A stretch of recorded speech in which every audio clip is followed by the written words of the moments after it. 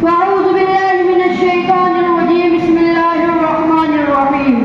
मुश्किल के रास्ते आसान हो गए, मुश्किल के रास्ते आसान हो गए, दुश्मन ये देख कर हैरान हो गए।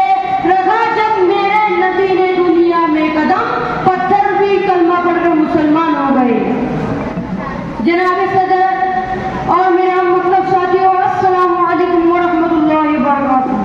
वालेकुम अस्सलाम। निगाहे इश्क मस्ती में वही अव्वल वही आखिर, निगाहे इश्क मस्ती में वही अव्वल वही आखिर, वही कुरान वही फुरकान वही यासीन वही ताहा।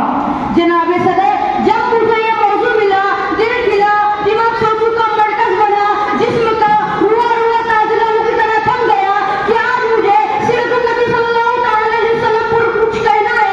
जनाब सदर, जब मैं सीरतुन नबी का तस्करा करता हूँ तो मुझे तारीफ की आवाज़ में पत्थर खाकर भी हिदायत की दुआ देने वाले नजर आते हैं। जब मैं सीरतुन नबी के मौजू में बात करता हूँ तो मुझे मक्का में आमानी के ऐलान करने वाले हजरत बशर याद आ जाते हैं। जब मैं इस मौजू पर बात करता हूँ तो मुझे आमिना के लाल भूखे प्यासे ला इलाहा इल्लल्लाह की सलाकत नजर आती है।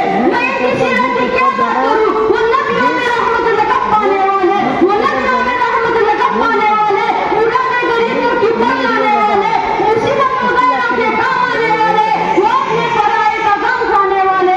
जनाब सदर, मेरे नबी के अंदर, जनाब सदर, आज की दुनिया वाले किसी की दियानत पर नाज करते हैं, किसी की खूबसूरती की बात करते हैं, किसी के ऐसास पर नाज करते हैं, किसी की सखावत की बात करते हैं, तो किसी की अमानत पर नाज करते हैं। तो मैं इस नबी पर क्यों नाज न करूं जिसमें सारी हुस्नियत पाई जाती है। जनाब सदर, मेरे नबी के अंदर सदाकत थी जिससे वो सिद्दीक बन गए, मेरे नबी के अंदर अदालत थी जिससे उमर फारूक आज़म बन गए, मेरे नबी के अंदर सजावट थी, मेरे नबी के अंदर सखावत थी जिससे उस्मान गनी बन गए, मेरे नबी के अंदर सजावट थी जिससे अली शेर खुदा बन गए। मैं अपनी तकरीर को इस शेर के साथ खत्म करना चाहूंगा।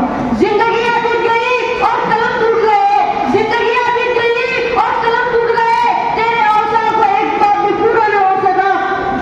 अस्सलाम वालेकुम व रहमतुल्लाह। बहुत बहुत अच्छे बेटे, शाबाश।